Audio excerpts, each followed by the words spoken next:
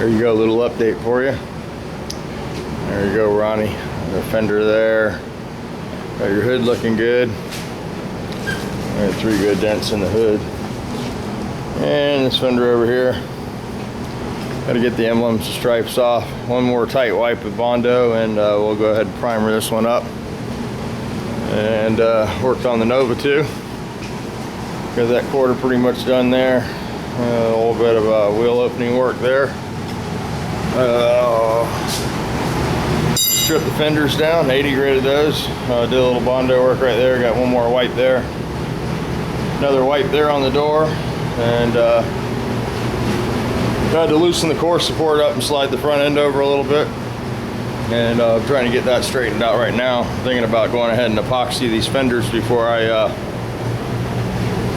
mess with it anymore, because they keep sweating. And I don't want to sweat on the clean steel, so I'm going to go cool off for a little bit and come out here and tape this up, get this stuff etched, and then epoxy.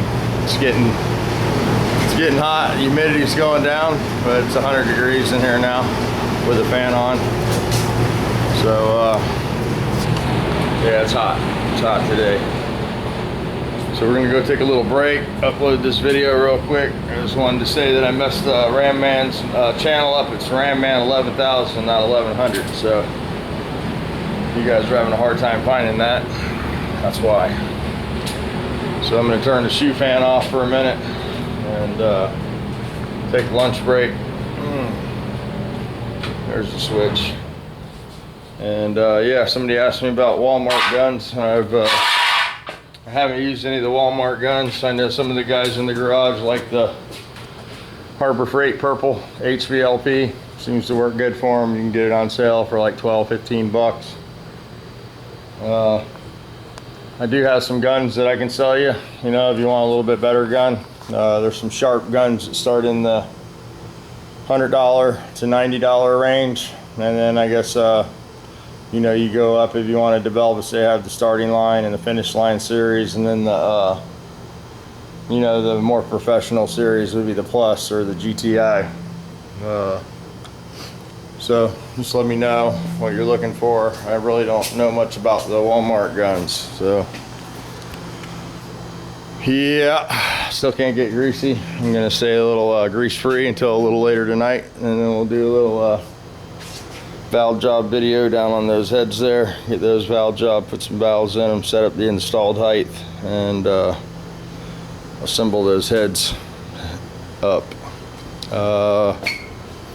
Musty One asked me about high lift rockers. I think I answered that question. They have high lift rockers, but most of those are used on the cams that are made for high lifts. You can put a 1 to 1.2 rocker, I guess, on a stocker, get a little more power.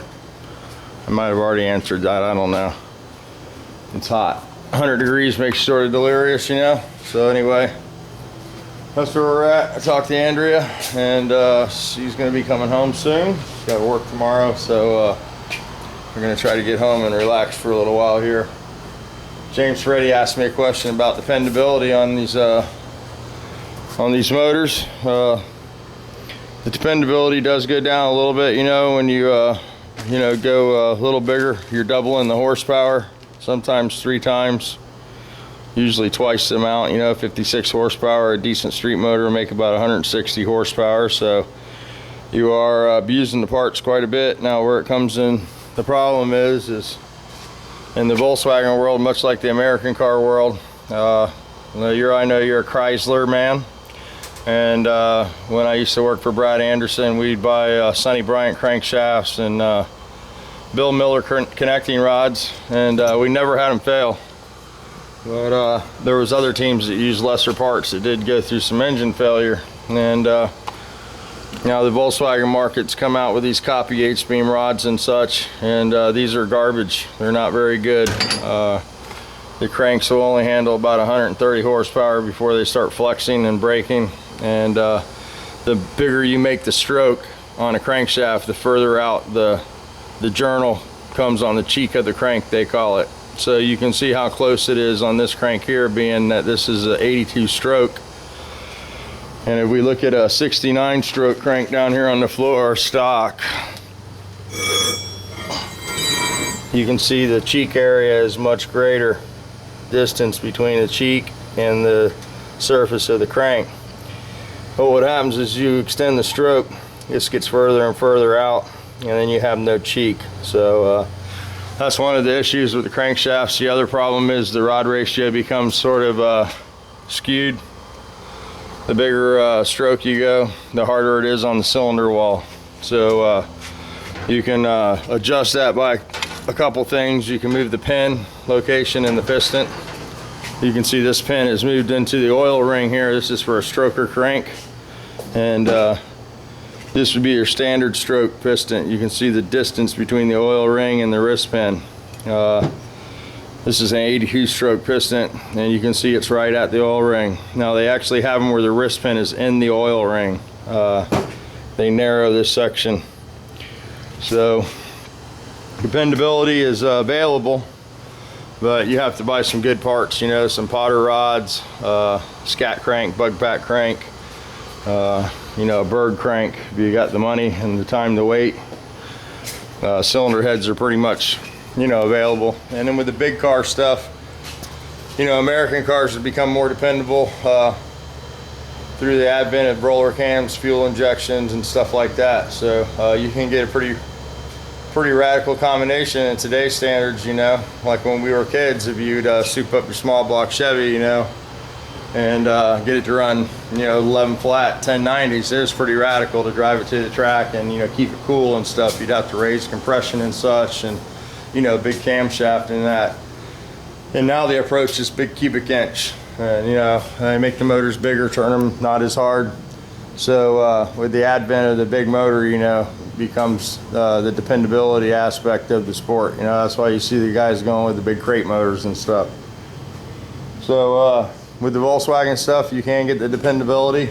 And when you do go away from the stock 69 stroke, you know, you go further and further away from the optimum setup. You know, you have to tailor the rod length, the pin location and the piston, and things like that to make it dependable again. Another thing is the high lift cams we've talked about. You know, they put half the lift on the camshaft and half on the rocker, where the stock rocker is basically 1-to-1. All your lift is at the camshaft. You don't get any lift from the rocker arm.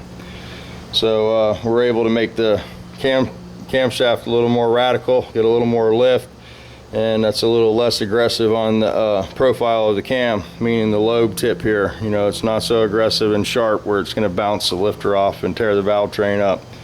So they've made a lot of leadways and, you know, making the stuff dependable, and they've also flooded the market with cheap parts, you know. So, you know, you just got to know what to buy, handpick the stuff, and it's sort of the same with anything, you know. So, all right, guys, I'm gonna go in. Gotta get out of the heat for just a little while. It's freaking hot. I think I said that twice at least.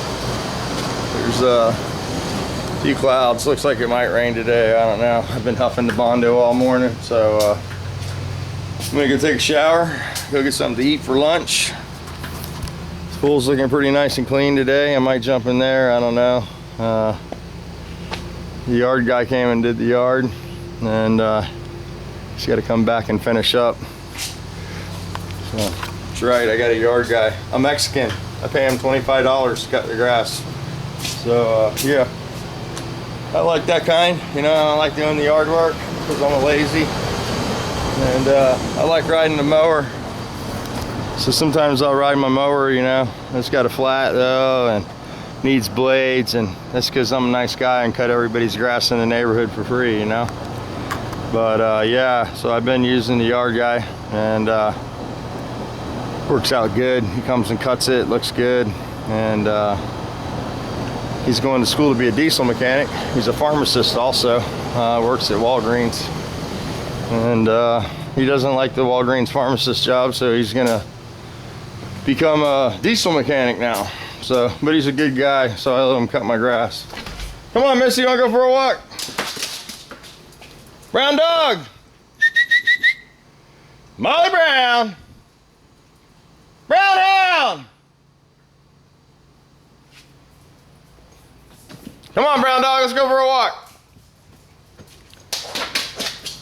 Oh no, somebody said they haven't seen the brown dog in a while. So there you go, Greg. She sort of stays inside when it's hot, you know. She doesn't like the hot weather. And she'll come out and go for a swim every now and then. And I don't ride her in my car too much, you know. Ever since I sold the big truck, the dogs are hating it.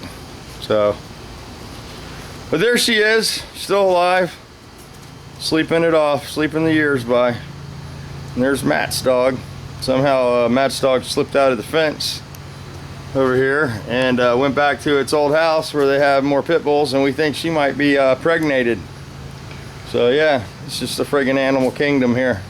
I'm gonna let her get real nice and pregnant and then put her in a box and send her to Matt. So, all right guys, we're gonna sign off. It's another long, short one. You guys like that kind? And we'll talk to you in a little while when it cools off.